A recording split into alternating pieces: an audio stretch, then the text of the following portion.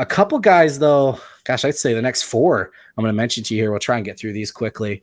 I guess I'm going to kind of rank in odds of committing soon. The one we know who has a commitment date, our Seth has had some good updates on him, as well as Boo Carter, athlete out of Tennessee. Now, some folks might still think Tennessee's a favorite, but he is committing on June 17th. He's visiting Michigan next weekend, and he has no other official visits scheduled right now. Yep.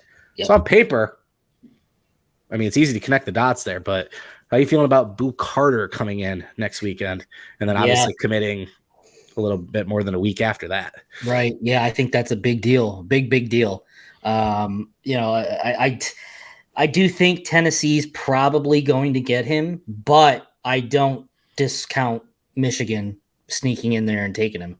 I feel that way for a couple of reasons. A, he's obviously visiting before he commits, and that's the only official visit he's going to take. B, he's bringing his whole family with him to the Michigan official. That's the first time his entire family will be on Michigan's campus. And you know how Michigan does with the parents. They do really well there. That's where they win. Yep.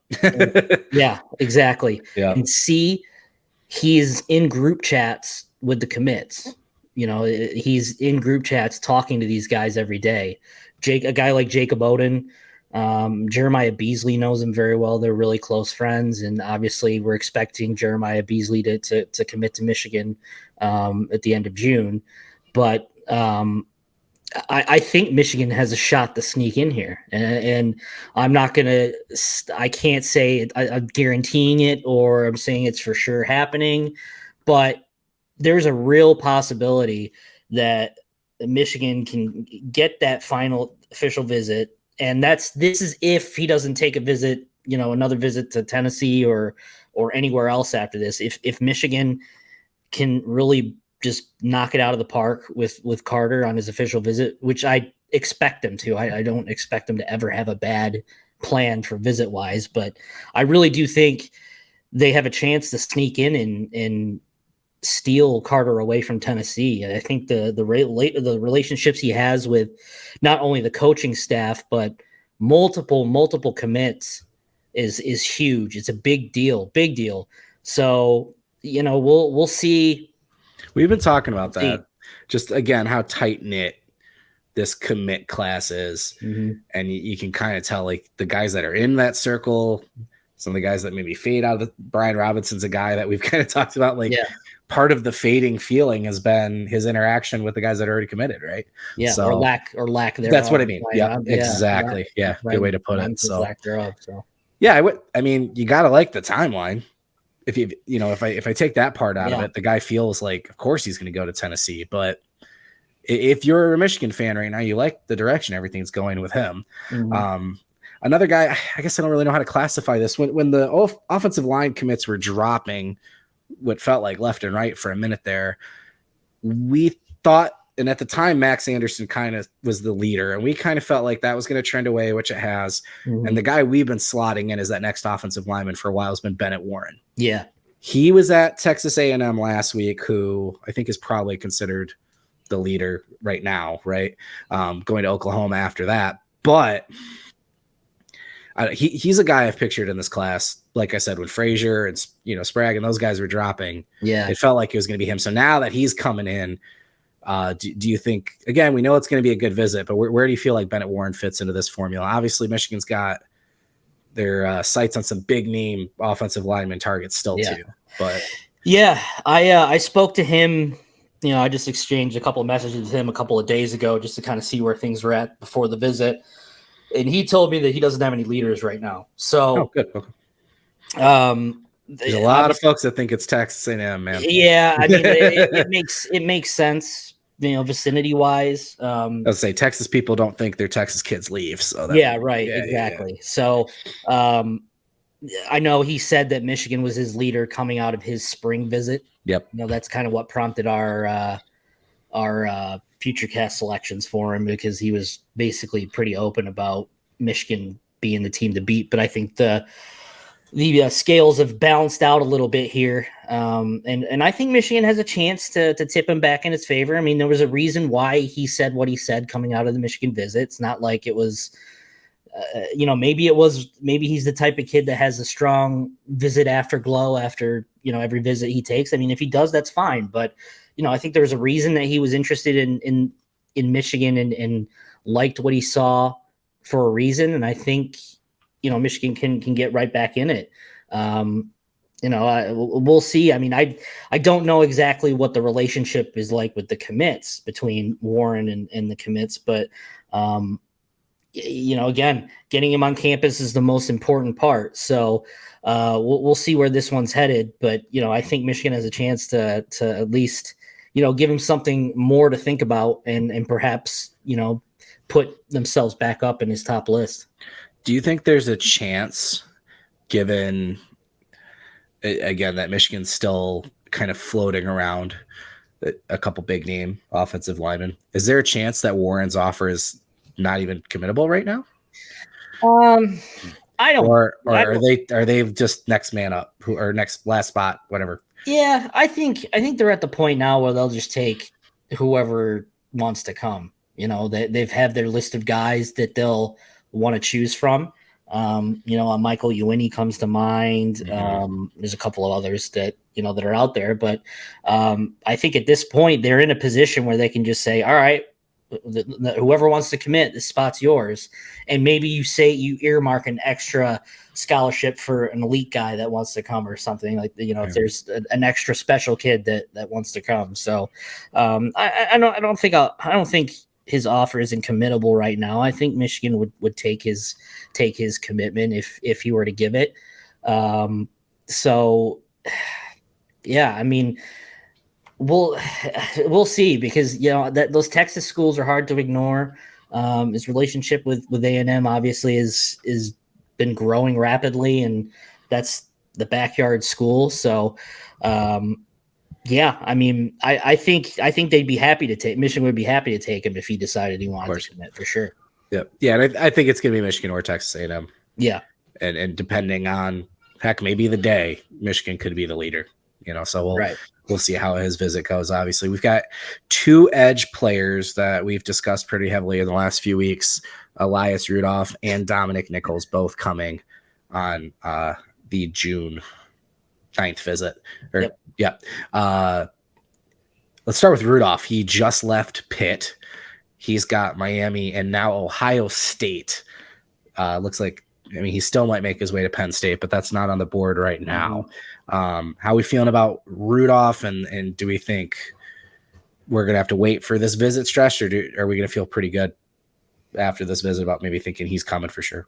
Yeah, I think we'll have to wait until after the visit. I think Michigan had some early buzz with Rudolph here a couple of weeks ago. Pitt and it really felt like Pitt and Michigan were the two biggest teams that had the most buzz. But I think a lot of this is just a reason for Ohio State to kind of pick up the love for him again, because it was long a couple of weeks ago. It was kind of considered that he was not a lock, but like a heavy lean to Ohio State. So this could be an opportunity for them to realize, this kid's slipping. Maybe we'll get him back. But I'm not expecting Rudolph to head to Ann Arbor with the intentions to commit. Maybe I can never say never, but I don't expect Rudolph to be in the class. I think Michigan will get a guy more likely like Devin Baxter over Elias Rudolph. And the next guy we're going to talk about, Dominic Nichols, I think he'll be part of the group too. But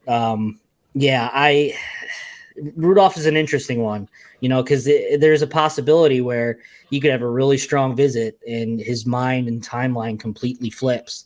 So again, we've said this again. We say this so many times. There's just Michigan is recruiting so well right now that they're running out of spots, and with so many talented guys that would want to commit, they're going to have to tell a good guy no at some point. Yeah, and it feels like they're in on guys that we weren't considering, right? They're finding their ways into a lot of top three. Yeah. Right. Yeah. Like we used to joke like, oh, they're just putting the Michigan hat on the table. They have the hat on the table, you know. And now it's like not just a hat on the table. We're talking like in the top 2 or 3 choices for a lot of guys. Yeah. Nichols is a one. Yeah, you just mentioned. Ever since he got his offer, it just kind of felt like he was going to keep getting closer and closer to Michigan. Yeah. So he visited Wisconsin last week. He's coming to Michigan in this group for the next weekend, and then Kentucky again. I mean, we've talked about this before. The crossover. Kentucky's going to be the 16th.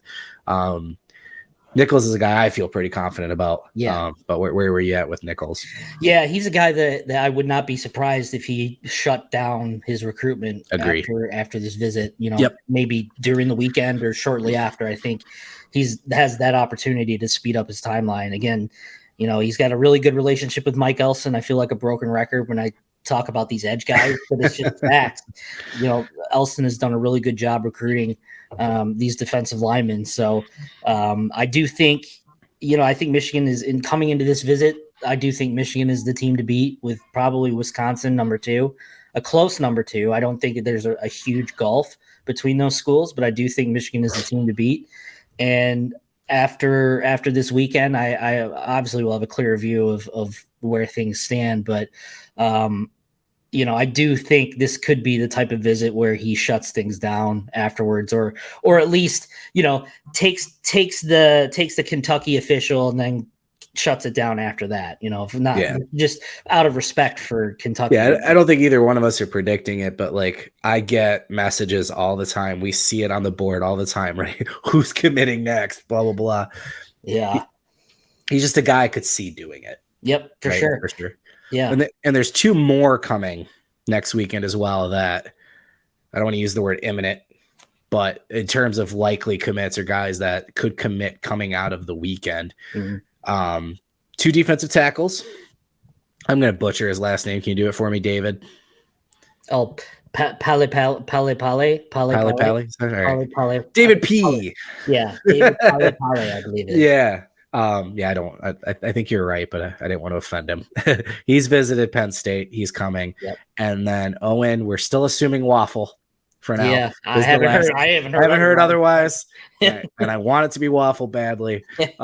So he decommitted from Notre Dame. Like I said, some weird suggestions coming out of that, but hey, Mike Elston again. Yep. Right. So those are 2 guys I think are coming in to kind of, the Michigan's looking to seal the deal right there and have their interior all set. Yeah. You know, you can make an argument that Mike Elson's Michigan's recruiter of the year for sure. I mean, he's just done such a fantastic job. And thanks for that, Notre Dame. We appreciate you. Yeah, of course. Yeah. So I think Pale has been open with me again, kind of like you know, a kid we talked about earlier, Mekhi White, you know, saying that Michigan is his leader. I've asked him twice, like, is Michigan still the team to beat? Yeah, yes. Michigan's my leader. Yep. He had a really good visit. I believe it was in April. It visited in April. And after that, it's been Michigan ever since. So I expect. I don't know his visit schedule off the top of my head, and I don't know Waffle's visit schedule either. But those are, again, as you said, those are 2 guys where I could see them both committing during that weekend, whether it's silently to the staff and then announcing later, or just straight up committing and announcing it. You know, both of those guys. I don't think Waffle's in a position or you know, in his position in his recruitment where he's going to let this thing ride out. You know, he was an early commit guy, and I don't see why he would want to, you know, let the process, you know, drag on if he knows what he wants. And from what we hear, that's Michigan. So you've got your 2 defensive tackles right there. Pale is a big dude.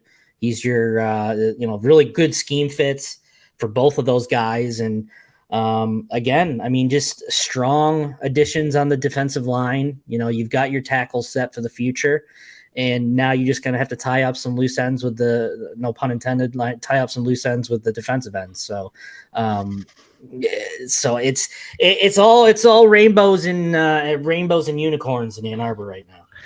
Yeah. Speaking of puns, Waffle does not strike me as somebody who is going to waffle in the rest of this recruitment. No, the stuff coming out of some of the Notre Dame things about the suggestion that this was a process, that he was processed. I find it absurd. I don't know the full conversation, and I'm not going to pretend to, but like when he first decommitted and like all the signs pointed to Michigan, and there was some talk like, oh, well, if Notre Dame doesn't want him, blah, blah, blah. Yeah, you go put on his huddle. Michigan wants him. He's a great player. It's legit. Yeah. He is an excellent, I think, nose tackle. He would be a perfect fit, fantastic ad for this class. Again, I don't know the full story, but I think Mike Elston in Michigan would be glad to have him. Oh, yeah. It's just not about it. Yeah, very, very bizarre situation there. But anyway, yep. So, yeah, I don't know that those are the two, I think, coming out of that weekend, because that's always the thing is like who's going to commit right away coming out of the weekend. I could see those two. Like you said, I could see Nichols, shutting it down. But long term, this weekend that we just had with Jacob Smith, Shipp, Robinson, Gallegos, and then the visitors coming. Mm-hmm. I mean, there's a half dozen dudes there that when you look back could be in this Michigan class. Yeah. Yep. For sure. So, and there's more coming, right? For the rest of the month. There's still